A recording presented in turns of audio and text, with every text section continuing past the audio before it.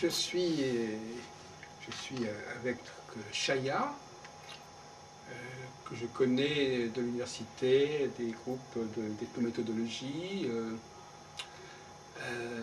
J'ai pensé que lui, qui n'est pas astrologue, ce serait intéressant d'avoir un entretien un petit peu décalé, un petit peu interdisciplinaire.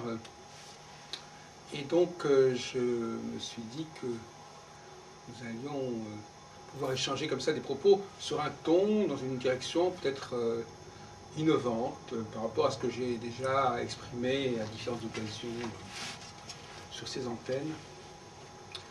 Donc, mon cher Chaya, on a déjà un petit peu parlé de ces sujets, mais donc, voilà, ben, je te laisse la parole pour lancer un petit peu le débat.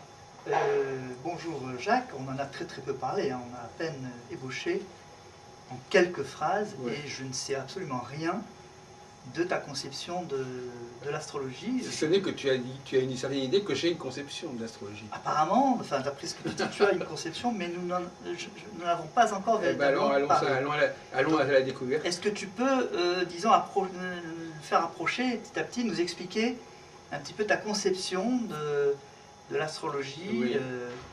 Peut-être la différence entre ta manière de voir l'astrologie et l'astrologie usuelle, celle qu'on entend un petit peu partout. Oui, alors, tout est un peu lié, c'est-à-dire que il y a aussi la question de comment l'astrologie est née. Aujourd'hui, beaucoup d'astrologues, quand on leur pose ce genre de questions, disent, mais d'ailleurs assez automatique, que l'astrologie est née de l'observation, que l'astrologie est née de l'astronomie, que les anciens ont découvert les lois de l'astrologie, ont découvert... c'est une sorte de légende dorée, ça, c'était... Bon, c'est une conception aussi selon laquelle l'univers serait déjà programmé astrologiquement. C'est-à-dire que l'homme n'aurait fait que découvrir des lois astrologiques qui seraient universelles, c'est-à-dire qui seraient également intrinsèques à l'univers lui-même. Par exemple, Jean-Pierre Nicolas, qui est un des grands astrologues des années 60, partait du principe que toutes les planètes du système solaire, par leur place, par leur temps, par leur distance, étaient déjà porteuses d'un message particulier, d'une tonalité particulière. C'est-à-dire qu'en fin de compte, les hommes n'auraient fait que décrypter une structure qui serait bien au-delà de l'humain, en fait. C'est-à-dire une forme d'astrologie objective, c'est ça, qu'il n'y avait qu'à découvrir, voilà, indépendamment du sujet qui observe. L'astrologie existerait sans la conscience de l'homme, sans l'intervention de l'homme. De toute façon, donc, que l'homme en prenne conscience, d'accord, mais ce n'est pas une condition sine qua non. Bon. Alors ça, c'est une position que je rejette radicalement. D'accord. Alors, quelle est ta position? La position, c'est que l'astrologie est l'œuvre des hommes. C'est-à-dire que non seulement en tant que savoir, bien entendu, tout savoir est l'œuvre des hommes, mais comme on dit que... Bon, c'est-à-dire que ce sont les hommes qui ont inventé l'objet astrologique.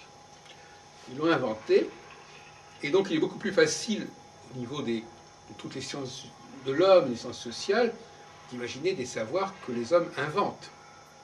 Les hommes sont beaucoup plus capables d'inventer des choses que de les découvrir, finalement. Les langues ne sont pas des découvertes, ce sont des inventions. Oui. Alors, les lois de la physique, alors, sont aussi des inventions des hommes? Non, justement pas. Non, je vais pas jusque-là.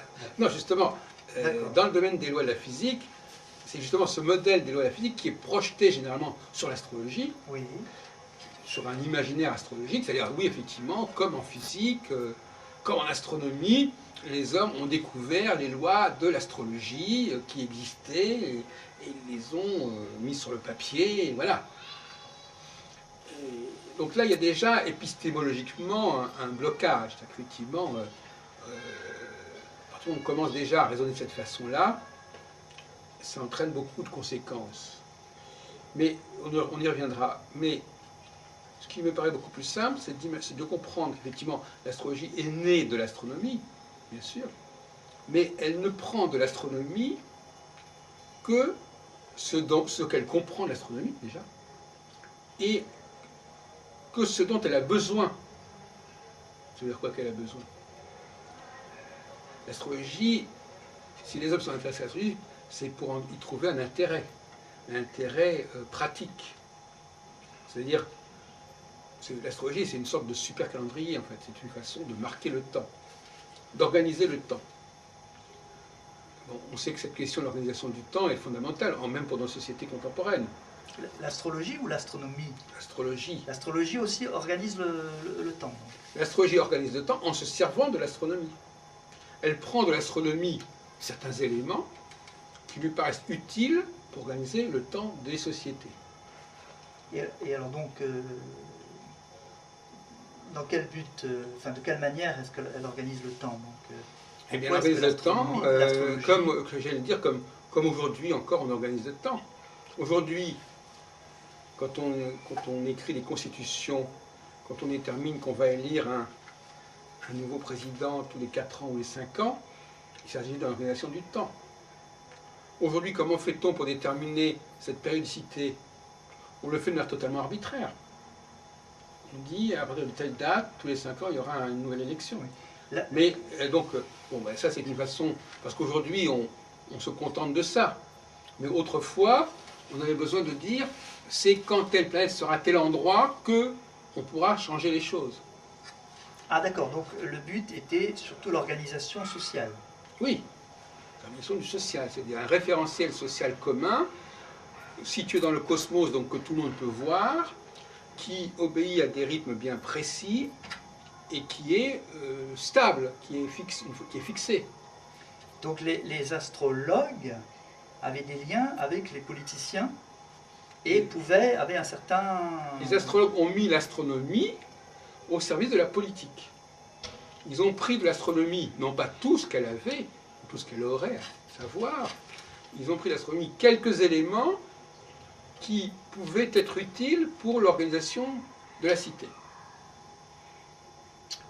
Et d'ailleurs, ça nous renvoie quelque part à une question biblique, c'est-à-dire la question de la loi, l'étape de la loi, l'organisation de la loi, même le fait que la semaine qui est très importante chez les Juifs et dans les 10 commandements, c'est aussi l'organisation du temps. C'est l'organisation du temps au niveau de la semaine. On peut avoir une organisation du temps au lieu d'avoir une organisation tous les 7 jours, on peut avoir une organisation du temps au niveau de tous les 7 ans.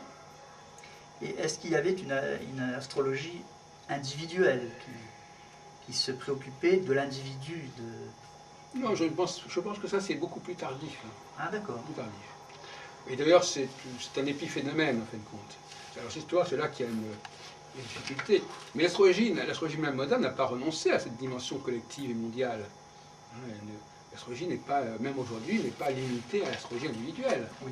Donc, cette astrologie faisait des prévisions. Le but de ce système, au départ, c'était pas de faire des prévisions. C'était de faire des prévisions au sens moderne du terme. Parce que le mot prévision, en français, a un sens... C'est un champ sémantique très particulier. Ça peut vouloir dire tout simplement programmation. Comme si vous dites, je n'avais pas prévu ce soir d'aller au cinéma, ça ne veut pas dire que tu avais vu dans les étoiles que tu allais au cinéma. C'était pas prévu. Oui, tu n'avais pas l'intention. Mais tu peux effectivement, c'est un programme, parce que quand on établit un programme, nous avons établi un programme qui prévoit qu'à telle heure, monsieur un tel va parler. Bon, c'est dans ce sens-là. L'astrologie, c'était une prévision au sens de déterminer un ordre du jour, un ordre du temps. Maintenant, le mot prévision, comme tu l'emploies, il a un autre sens. Voilà. C'est-à-dire prévision, ça veut dire quelque chose qui va se produire, mais qui va se produire en quelque sorte malgré nous, sans qu'on en ait l'intention, sans qu'on sache exactement de quoi il s'agit. Il y a une déviance, il y a un glissement sémantique. Au départ, c'est un acte libre de prévoir. Je prévois que je vais faire ça. Oui. Mais alors, donc, comment ça se pratique par exemple avec les transits? Quand une planète a non, parce que les transits, c'est des... point... non, justement, les transits, c'est déjà un concept individuel, les transits. à moins de faire le thème d'une ville, mais d'une ville où, normalement, le mot transit est employé dans l'astrologie actuelle par rapport au thème natal. C'est-à-dire que c'est une notion assez bizarre, le transit. C'est-à-dire que c'est une astronomie déjà un petit peu virtuelle et même fictive. Parce que... c'est la répétition d'une potentialité d'un thème de naissance. Oui, mais le thème de naissance, ça n'est pas une réalité astronomique au sens strict. Là aussi, on touche à un autre sujet qui est assez complexe. Qu'est-ce que c'est qu'une réalité astronomique? Qu'est-ce que c'est qu'un fait astronomique? L'astronomie n'est pas astrologique, astronomique. La carte du ciel est-elle un fait astronomique? Oui et non. Elle est un fait astronomique parce qu'on décrira la situation du ciel à un moment donné. Mais cette situation du ciel à un moment donné ne fait pas sens pour la science astronomique. Non, uniquement pour l'astrologie. Parce que la science astronomique, qui peut l'intéresser, bon, c'est une éclipse, par exemple. Ça peut faire sens pour la science astronomique. Mais ce qui se passe tel jour à telle heure, ça n'a aucun intérêt. Il n'y a pas de... Donc, l'astronomie... Donc, on joue sur les mots. C'est pas parce que je me sers de l'astronomie de manière plus ou moins personnelle que je fais un travail scientifique. Hein, bon, donc, c'est une projection de nos propres représentations sur le cosmos. Oui, bon. Ça n'est pas de l'astronomie, c'est une projection de nos préoccupations sur le ciel. Et donc à ce moment-là, nous découpons le ciel, non pas tel qu'il est réellement, mais selon nos propres valeurs terrestres. Alors peut-être tu pourrais un peu rentrer dans les détails, nous dire comment se passe une étude astrologique dans cette astrologie antique dont tu parles. Est-ce que c'est basé sur la position des planètes dans laquelle chaque planète a une tendance particulière, comme dans l'astrologie usuelle? Est-ce qu'il y avait déjà les maisons, les secteurs? Comment est-ce que... Oui, alors, justement, aujourd'hui, on est dans une astrologie saturée d'astronomie. Je viens de le dire tout à l'heure, l'astrologie n'a pas besoin de tout ça. L'astrologie n'a pas besoin de toutes les planètes du système solaire. Elle a besoin d'une certaine planète qui ait un cycle bien clair et qui serait en quelque sorte perturbée si on prenait d'autres planètes. Donc déjà, on est dans une forme de monoplanétarisme en fait. L'idée de combiner des planètes entre elles, c'est déjà une idée astronomique plus qu'astrologique. C'est-à-dire que c'est l'astronome qui défend son gagne-pain en disant « moi j'étudie les planètes, donc voilà ».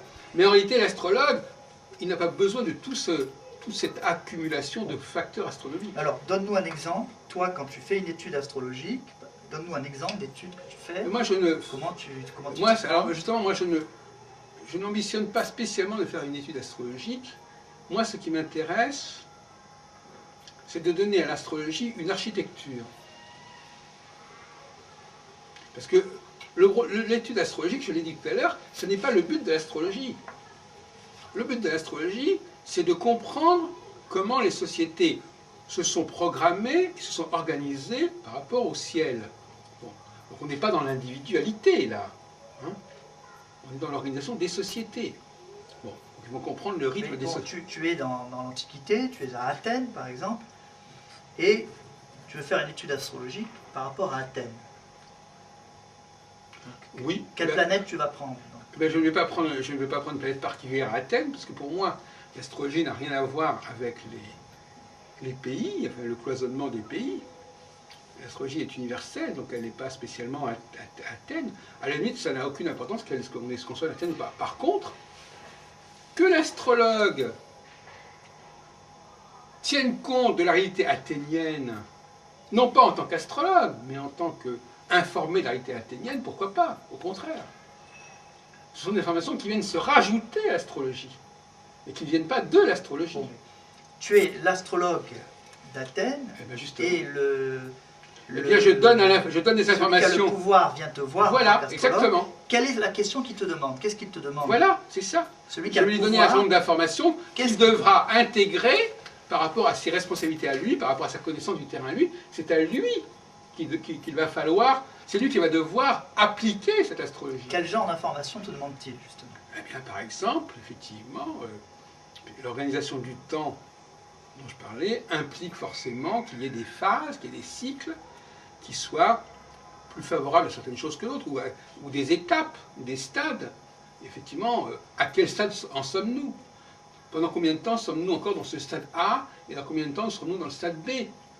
C'est-à-dire que nous situer, on se situe à un certain degré de développement d'une cyclicité, qui par exemple peut être de 7 ans. Nous avons des cycles globaux de 7 ans. Et pendant 7 ans, il y a toute une évolution des choses qui obéit à un calendrier. Et alors ces 7 ans, on les retrouve dans le ciel à quel niveau?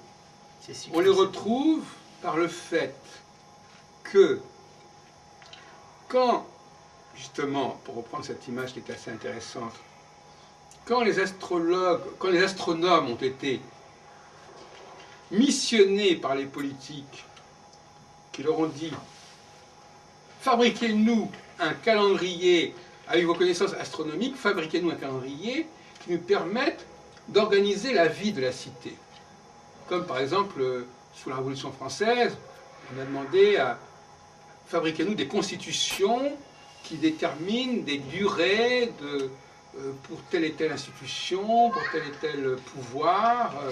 Voilà. C'est ce qu'on appelle la démocratie. C'est la même chose. L'astrologie relève de la même démarche que la démarche constitutionnaliste. C'est-à-dire comment, si par exemple aujourd'hui je vois, quand par exemple il y a un nouvel État qui se constitue, le président, on fait une assemblée constituante et on réfléchit à la façon dont on va organiser la vie de la société au regard de la Constitution qu'on va fixer. Cette Constitution va déterminer le fonctionnement des institutions et notamment la durée des mandats. La durée des mandats. Alors, par exemple, actuellement, l'élection américaine qui se prépare dans quelques semaines, elle est fondée sur un système qui a été élaboré il y a plus de 200 ans et qui n'a plus bougé. Alors cette astrologie originelle s'est ensuite pervertie dans l'histoire. Elle s'est pervertie. Alors pourquoi s'est-elle pervertie? Mais je l'ai dit tout à l'heure, c'est assez perverti, notamment parce que les astronomes sont un peu responsables de cette perversion. Parce que, au lieu d'en rester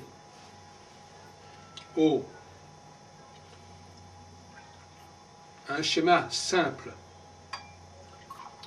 où on utilisait un nombre de facteurs limités, comme Saturne par exemple, les astronomes ont fait de la surenchère. Ils ont dit, ce serait mieux si en plus on tenait compte de ceci, de cela, etc. C'est-à-dire qu'ils ont voulu se faire mousser. Combiner plusieurs facteurs. Voilà, ils ont dit, ça sera mieux, on en saura plus de choses, on pourra faire des études individuelles, on pourra adresser le thème natal. Donc ils ont une sorte de tentation, je dirais, c'est intéressant, c'est le mot de tentation.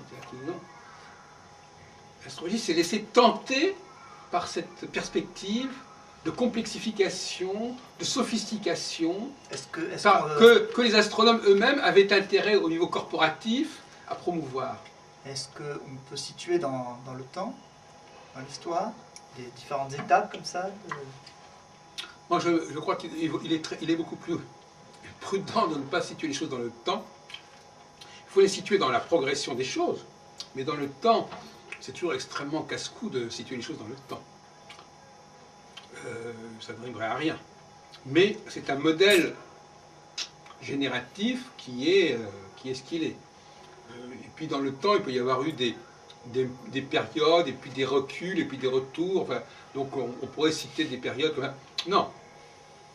Ce qu'on peut dire, le travail de l'historien n'est pas forcément de situer les choses dans le temps, mais situer le temps des choses, qui n'est pas la même chose. Le temps, comment les choses se sont faites progressivement. Le modèle. Donc effectivement, là je dis qu'il y a un modèle. Maintenant, situer dans le temps ce modèle me paraît très imprudent. Même de voir les étapes. Les étapes, oui, mais pas dans le temps. Ah, et alors quelles seraient les étapes donc, de ce déclin? Eh bien, je répète, on vient de le dire assez clairement, à savoir, c'est un petit peu, paradoxalement, le même problème que le passage, que le rapport entre monothéisme et polythéisme, quelque part. Ah, oui. Oui. Ben oui. Tu peux développer? Ben oui, c'est-à-dire que il y a toujours eu des arguments polythéistes face au monothéisme. Le polythéisme est plus riche que le monothéisme par certains côtés. Hein. C'est cette espèce d'idée, mais oui, mais on peut faire plus de choses, on peut comprendre plus de choses, on peut maîtriser plus de valeurs, plus d'énergie par le polythéisme.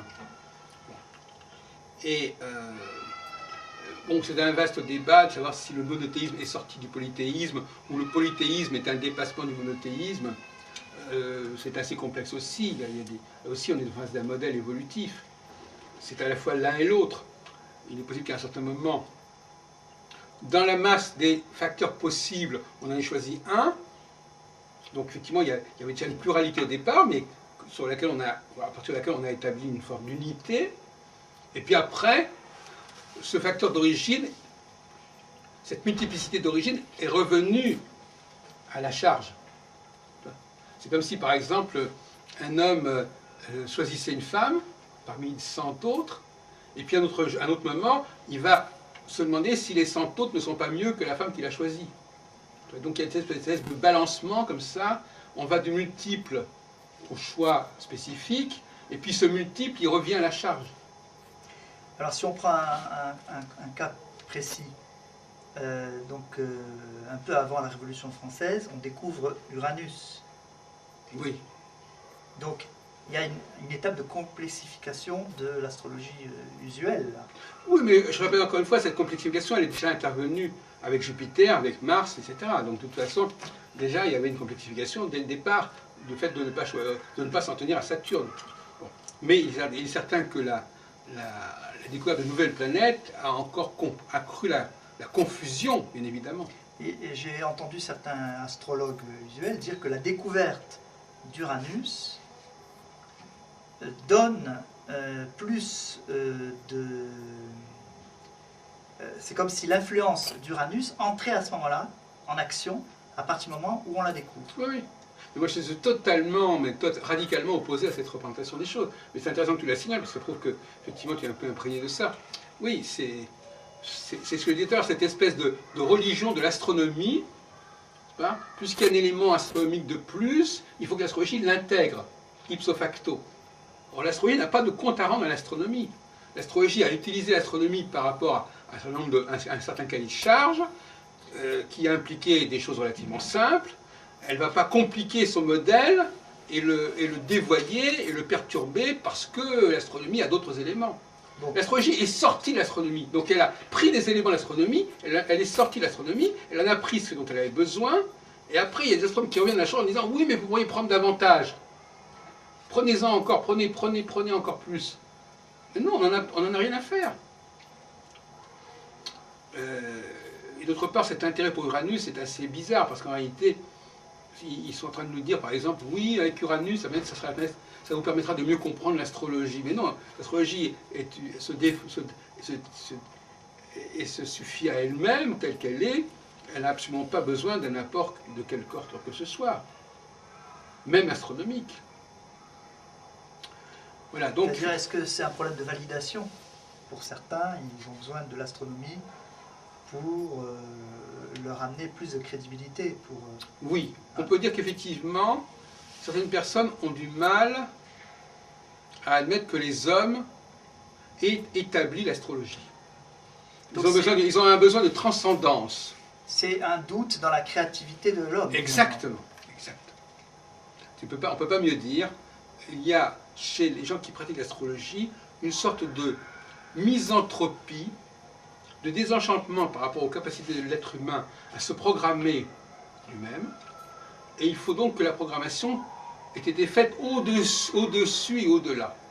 Et ça nous pose un problème très grave, parce que c'est un problème, je dirais, enfin, je ne veux pas revenir dans le débat, on va être obligé d'entamer le débat, c'est un problème du masculin et du féminin, c'est un point de vue, il faut que quelque chose soit au-dessus.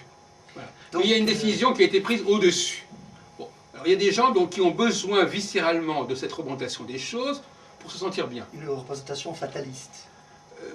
Ils ont un besoin, c'est comme si, voilà, ils ont besoin de savoir que quelque chose au-dessus, ou quelqu'un au-dessus a pris la décision à leur place, et que, voilà.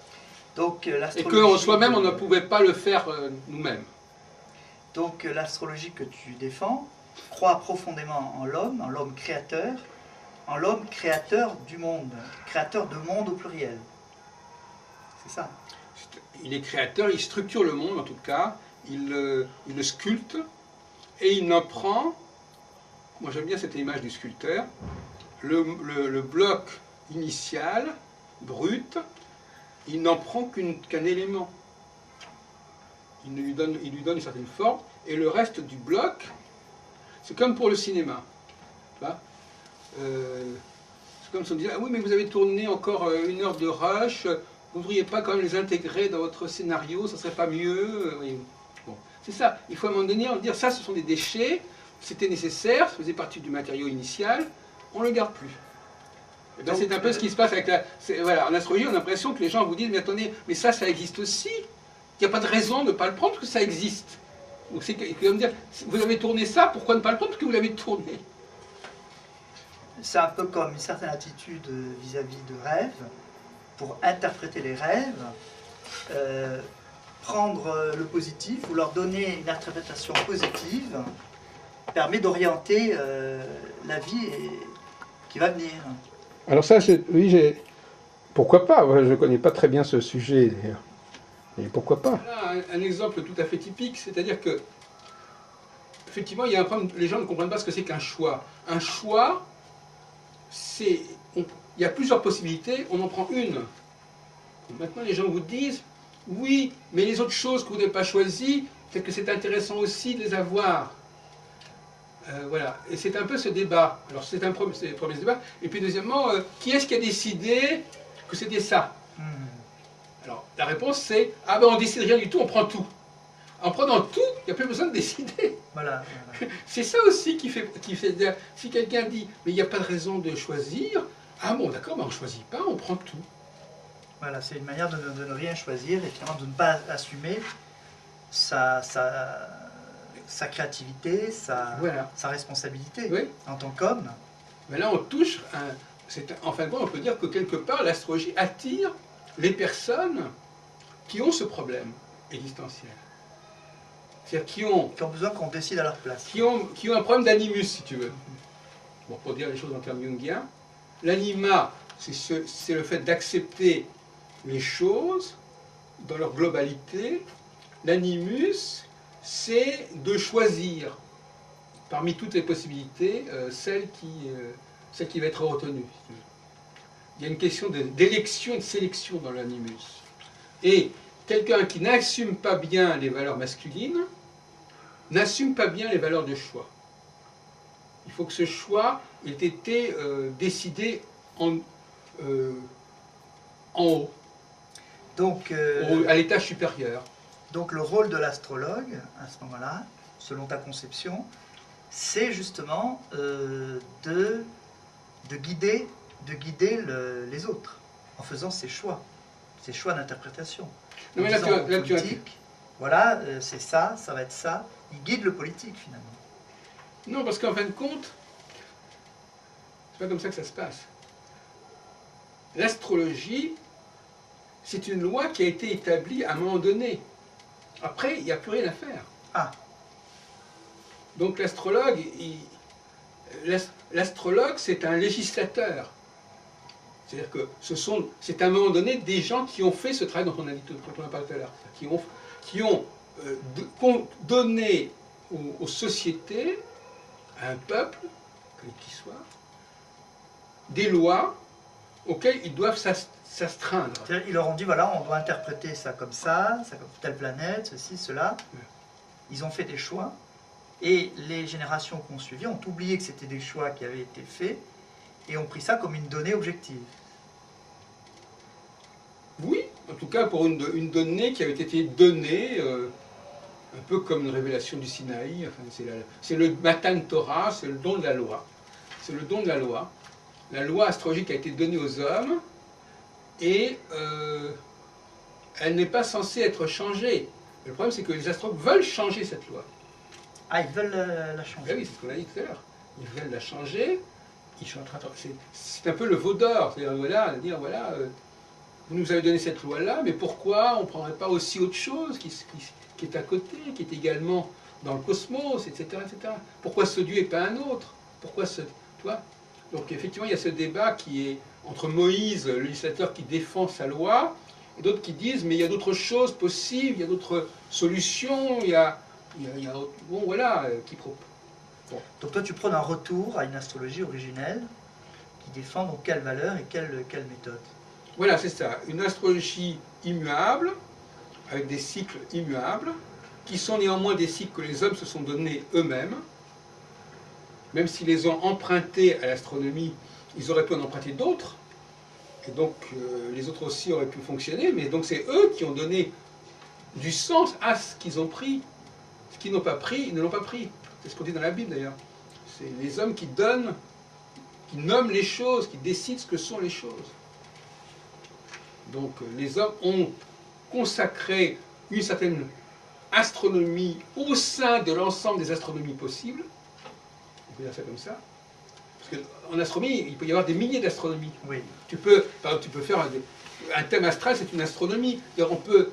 L'astronomie se prête bizarrement aussi bien à l'unité qu'à la multiplicité la plus délirante. C'est-à-dire que l'astronomie est je veux bien l'astronomie, hein. L'astronomie peut à la fois être utilisée pour sous-tendre du simple, de l'unique, et pour sous-tendre de l'hypercomplexe. La même astronomie.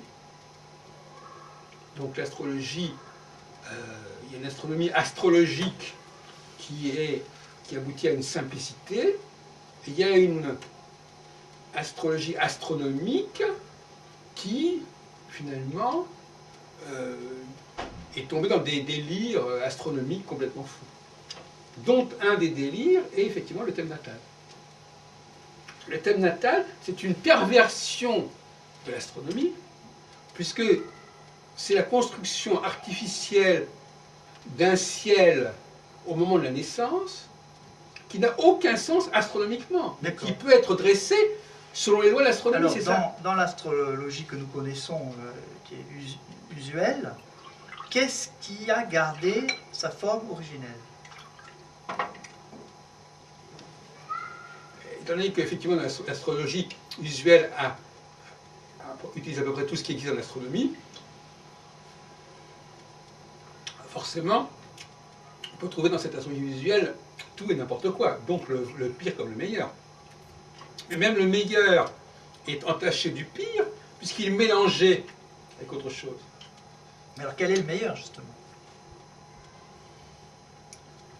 Le meilleur, ce sont quelques configurations, parmi toutes celles existantes. Alors ça, je peux rentrer bien entendu dans les détails. Si, entre dans les détails. Oui. Eh bien, quand les politiques ont chargé les astronomes de leur proposer un modèle viable d'organisation du temps, les astronomes ont regardé le ciel, ils ont dit qu'est-ce qui pourrait vraiment être particulièrement marquant dans le ciel. Qu'est-ce que le peuple pourrait comprendre, forcément. Alors, il y avait déjà les rapports entre le Soleil et la Lune, qui étaient déjà connus, je sais pas, bon, c'était spectaculaire le Soleil et la Lune, hein. C'était la nouvelle Lune, la pleine Lune, la demi-Lune, etc. Mais c'était un tout petit niveau de temps, c'est-à-dire c'est au niveau d'un mois, une semaine. Or les politiques leur avaient demandé de construire quelque chose à un autre niveau de temps. Qu'est-ce qu'on peut faire d'une semaine? C'est pas un temps intéressant. Comment peut-on amplifier le cycle lunaire en utilisant d'autres planètes qui vont beaucoup plus lentement que le Soleil et la Lune? Et ils ont choisi un autre système, en quelque sorte, parallèle au système Soleil-Lune, qui est le système Saturne-étoile fixe. Il y a en effet 4 étoiles fixes majeures, royales, dans le ciel, qui forment un carré, qui sont Aldébaran, Antares, Régulus et Fomalhaut. Ah. Alors ces 4 étoiles forment une espèce de de quadrilatères particulièrement lumineux, particulièrement puissants, et qui a l'avantage de former, d'être justement correspondre aux 4 points cardinaux, si on veut. Il y a 4 diviser l'espace en 4. À ce moment-là, une fois qu'on a choisi ce système-là, on choisit une planète qui est relativement lente et qui va passer sur ces 4 points au bout d'un certain temps. En combien de temps elle fait tout le cycle? Comme on sait, elle fait 29 ans pour faire un cycle complet. Donc il lui faut à peu près 7 jours pour aller, 7 ans pour aller d'une planète, d'une étoile à une autre. Puisque chaque étoile est un quart de cercle.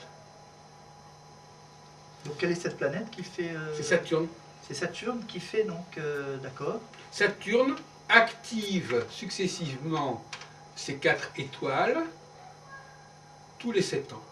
Ah, c'est-à-dire que quand elle passe en conjonction avec elle, elle les active. Elle les active, c'est-à-dire qu'elle démarre une nouvelle phase. D'accord. Donc d'où les 7 ans, d'accord. Donc tous les 7 ans et tous les 28 ans, donc ça fait un grand cycle et il y a et ça recommence. En fait, ça recommence tous les 7 ans. En fait. Mhm. Oui. Et tous les 7 ans, il faut diviser les 7 ans en 2 temps de 3 ans et demi. Un temps, Où elle et s'éloigne, c'est là que c'est ce qui est important. C'est là que c'est important. C'est la phase 1 et la phase 2 de la phase. Parce qu'il y a une phase où elle s'éloigne de l'une et l'autre où elle se rapproche de l'autre. Mais il y a une phase où la conjonction vient de se faire, une phase où la planète est entre deux moments. Et donc elle est un petit peu en roue libre. Elle n'a plus cette énergie initiale. Donc elle va perdurer dans la dynamique qui est donnée par la phase 1. C'est un peu le yin et le yang. Donc la phase 1 déclenche une nouvelle dynamique, une nouvelle énergie. Pendant 3 ans et demi, cette énergie va se développer. Et puis au bout d'un certain temps, cette énergie va s'épuiser. Et à ce moment-là, on va passer par une phase de gestion, une phase de, pas de repos, mais une phase de, disons, de dépendance par rapport à cette phase numéro 1. C'est-à-dire que les énergies, c'est comme si on avait, c'est un peu comme les vaches grasses et les vaches maigres dans le songe 7 ans, de Pharaon, sauf que là c'est 7 ans, alors que moi je dis 3 ans et demi, mais globalement c'est un peu ça. Il y a une phase riche de 3 ans et demi, suivie par une phase pauvre de 3 ans et demi, qui va profiter de ce qu'on a accumulé dans la phase numéro 1.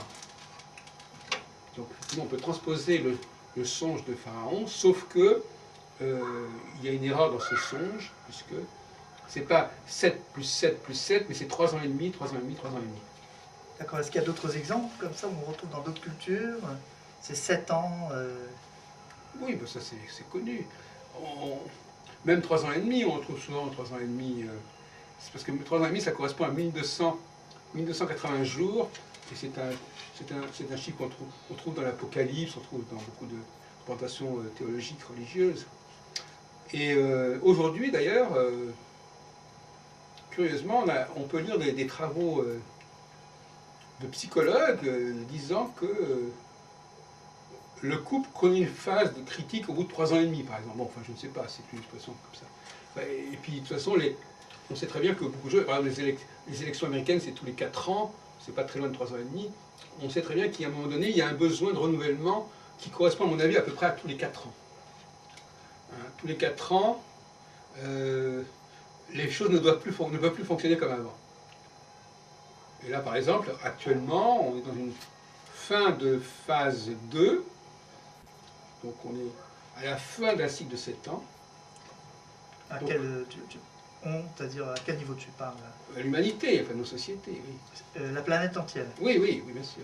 Oui, Nous sommes à la fin d'un cycle de 7 ans. oui voilà, c'est ça. Qui aurait commencé donc quand? Il y a 5 ans à peu près, oui. Il y a 5 ans. Oui, quand Saturne est passé en conjonction avec l'étoile Régulus. Et à ce moment-là, qu'est-ce qui s'est passé comme fait marquant au niveau planétaire? Au niveau politique, au niveau... Oui, ben, il faut voir ça. Là, on retombe dans un autre sujet.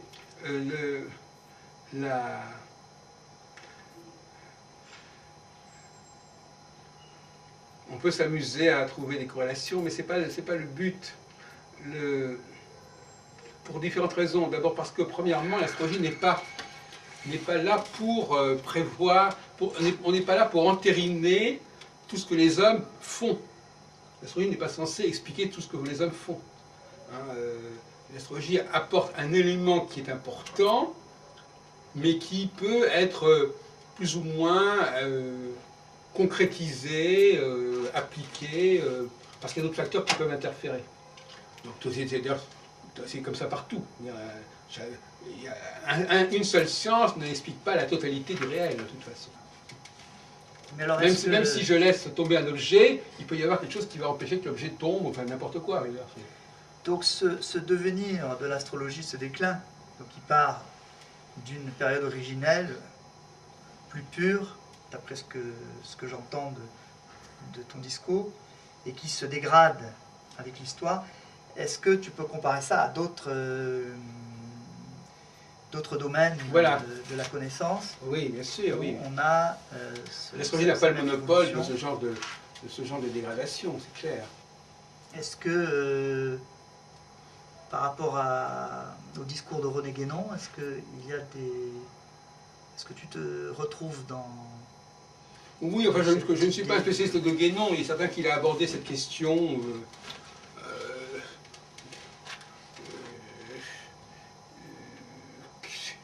comment les gens sont-ils conscients, c'est la vraie question, comment prend-on conscience du fait qu'un savoir est dévoyé, qu'un savoir n'est plus ce qu'il était, et voilà, c'est ça la question. Qu'est-ce qui nous permet d'en prendre conscience? Alors qu'est-ce qui nous permet d'en prendre conscience?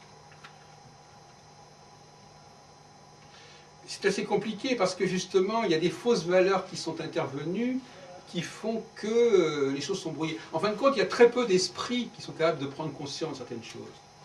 Ça demande un talent particulier, un génie particulier pour y parvenir. Et beaucoup de gens, laissés à eux-mêmes, sont incapables de faire de cette prise de conscience.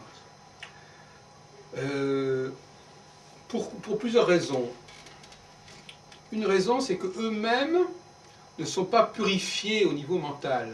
C'est-à-dire qu'effectivement, ils sont habitués à ce qu'on les trompe. En fait. Alors, je voudrais donner un exemple. C'est-à-dire que nous sommes extrêmement crédules, nous sommes manipulables, et donc nous ne réagissons pas quand quelque chose d'aberrant nous est présenté, nous ne réagissons pas, nous n'avons pas le sens de l'erreur, le sens de la falsification, parce que quelque part nous sommes aussi des falsificateurs, parce que nous sommes aussi des gens qui voulons tromper le monde. Nous trompons le monde et nous nous trompons nous-mêmes. Nous mentons et nous nous mentons à nous-mêmes. Donc tout ça, c'est un très mauvais climat. C'est là la vraie raison, en fait. Quand on fait une certaine ascèse par rapport à soi-même, les choses deviennent plus évidentes. Je vais prendre l'exemple de... Et là, ça nous permet justement de sortir de l'astrologie, parce qu'effectivement, des raisons qui amènent quelqu'un à croire en l'astrologie n'ont rien à voir avec l'astrologie. C'est aussi une question d'hygiène personnelle qui fait qu'on mange des choses, on consomme des produits qui ne sont pas adéquats. Donc c'est la totalité de notre discipline personnelle qui nous amène à nous protéger contre un certain nombre d'influences ou de discours ou de nourriture qui sont douteuses. Tout à l'heure, par exemple, la façon dont nous nous alimentons, d'aller au restaurant, par exemple, c'est souvent l'occasion de manger n'importe quoi. Mais c'est devenu une valeur, c'est ça le problème, c'est devenu une valeur. C'est-à-dire que se faire tromper est devenu une valeur. Qu'on me propose un produit qui a été trafiqué, où on a rajouté d'autres trucs, pour avoir plus de goût, etc., c'est devenu une valeur. Alors qu'en réalité, on nous apprend en quelque sorte à nous tromper nous-mêmes et à tromper notre propre corps. Si je te donne par exemple une viande qui est immangeable en tant que telle, mais j'aurais ajouté autre chose par-dessus qui la rend mangeable, ton corps, lui, qu'est-ce qu'il perçoit? Et lui, il s'aperçoit qu'on lui fait manger de la merde. Donc, si tu veux, donc lui, ton corps, il sait ce qu'il en est, mais tu te dis, mais je me trompe moi-même. Je déguise les choses par rapport à moi-même. Donc, c'est pas du tout indifférent de comment on se nourrit, car quelque part, c'est aussi la relation que j'entretiens avec moi-même. Il y a une question de, il faut se respecter soi-même. Si par exemple quelqu'un se fait passer pour ce qu'il n'est pas, s'approprie un savoir qui n'est pas le sien, donc, tout ça, ça fausse le jeu. D'accord. Donc effectivement, nous sommes, d'après, si j'ai bien compris, nous sommes conditionnés pour ne plus voir les choses dans leur authenticité. Et donc, ce qui s'est passé dans l'astrologie, ce déclin, s'est passé aussi dans d'autres domaines de connaissances. Est-ce que tu peux donner des exemples? Est-ce que tu peux faire des rapprochements, des comparaisons? Oui, c'est-à-dire qu'effectivement, c'est comme si on disait l'astrologie est malade et on essayait de cacher qu'elle est malade. Par exemple, l'astrologue est là pour cacher que l'astrologie est malade. Il apporte de son propre... Alors, il apporte de lui-même, au niveau de son savoir personnel, en dehors de l'astrologie, et il le met au service de l'astrologie. Hein? C'est comme si, par exemple, toi, tu avais quelqu'un qui n'arrivait plus à parler, et tu parlais à sa place. Donc tu caches la vérité sur cette personne. Oui. Et bien l'astrologue, il cache la vérité de l'astrologie. Pour rendre service à l'astrologie, comme quelqu'un qui effectivement rendrait service à quelqu'un en parlant à sa place, ou en se faisant passer pour lui. Donc voilà, donc quelque part là, je ne sais pas si ça veut parler de bonnes intentions, mais effectivement, il va sauver la mise de l'astrologie en disant que ce que lui, il ressent, c'est l'astrologie qui le dit. Donc il s'interpose entre l'astrologie et le monde. Quels sont les autres domaines de la connaissance où on peut constater ces attitudes? D'une manière générale, c'est tout le problème de l'histoire de la technique. Ah oui? La technique, toute l'histoire des progrès techniques, depuis les plus simples, depuis le moment où les hommes ont travaillé sur des objets. Voilà un exemple idiot. Si par exemple j'ai perdu une main, ben, on peut mettre une sorte de... On peut mettre un crochet ou un truc comme ça pour que je puisse quand même me servir de... Une prothèse. Voilà, une vague prothèse. Donc, bon, si je vois mal, je vais mettre des lunettes. Toutes les techniques sont des outils. Moi, je dis toujours, tout outil a une fonction palliative. De remplacement. Voilà. Alors, ça remplace. Et bon, il y a un exemple que j'aime bien, qui me paraît un peu bizarre, c'est que hier, je vois parfois des films d'action avec de la violence, avec des revolvers, des pistolets, comme ça. Je trouve ça assez étonnant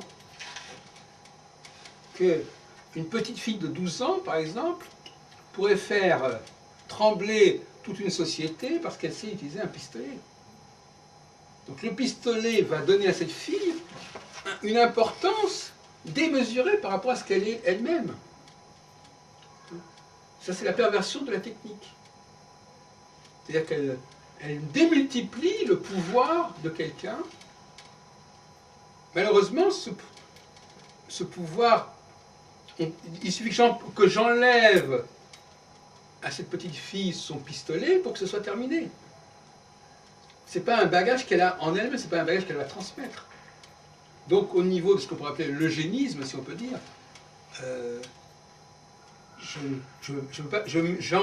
j'enrègle le processus de sélection.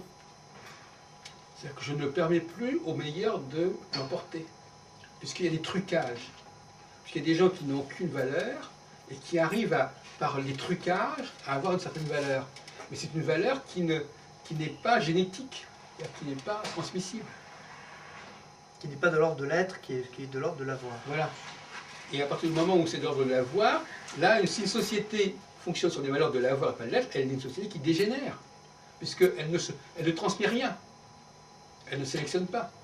Elle ne sélectionne pas les éléments les plus capables, puisque les éléments même les plus faibles sont sauvés par l'appui, par l'apport de la technique. Donc il faut absolument enrayer. Donc c'est pour ça que mais c'est un peu la même chose que pour la nourriture, c'est toujours la même chose. On aide un produit qui est médiocre à exister, à être consommé. Voilà. Et alors ça, c'est toute une dynamique du progrès qui est tout à fait perverse. Alors, bien évidemment, ça atteint tout, notamment par exemple la question des langues. L'anglais est une langue complètement dégénérée, par exemple. Et ce qui est intéressant, c'est que c'est une langue dégénérée qui est en passe de devenir la langue mondiale. Donc le monde se dote d'une langue dégénérée. C'est une langue qui est absolument incohérente, qui est empruntée à gauche à droite, qui est hybride, qui ne tient pas, qui est, alors on va tomber dans un problème linguistique, qui est d'une langue de l'oralité et non pas de l'écriture. C'est-à-dire que, qu'est-ce que c'est qu'une langue de l'oralité? Je vais faire un petit cours de linguistique. L'oralité, c'est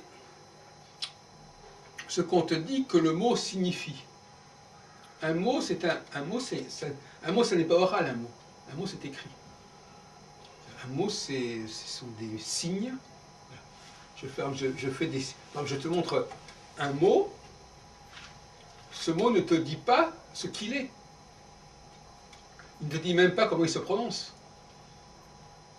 Si je te donne un livre à lire... Effectivement, en anglais, le mot ne te dit pas comment il se prononce. Non, mais dans aucune langue. Mais, dans certaines langues, les mots sont liés les uns aux autres. C'est-à-dire que c'est différent. Par exemple, c'est une des pires choses qui est dit dans une langue, c'est ce qu'on appelle la synonymie. Alors là il n'y a rien de plus abrutissant que la synonymie. Oui. La synonymie, c'est... Plusieurs mots qui veulent dire la même chose. Voilà. Donc ce mot-là, qui n'a rien à voir avec ce mot-là, ça veut dire la même chose. Alors, donc tu commences à dire ça aux gens, ils deviennent fous. Et réciproquement. Oui. Un mot a beaucoup de sens. Donc à partir du moment où tu brouilles l'esprit des gens, tu les perturbes, tu leur dis ne croyez pas que parce que ce mot est semblable, ça veut dire la même chose. Ou ne croyez pas parce que ce mot n'est pas pareil, ça veut dire la même chose. Bon, tout ça, c'était une sorte d'abrutissement programmé auquel on s'est habitué dès l'enfance et qui fait qu'on ne cherche plus à comprendre. On ne cherche plus à comprendre. Oui, c'est vrai. C'est comme ça, c'est une convention. C'est vrai que quand on est enfant, on trouve ça absolument absurde, mais on nous apprend à taire cette voix qui nous dit intérieurement, qui nous dit que c'est absurde. Oui. Et c'est le cas dans beaucoup de domaines, effectivement.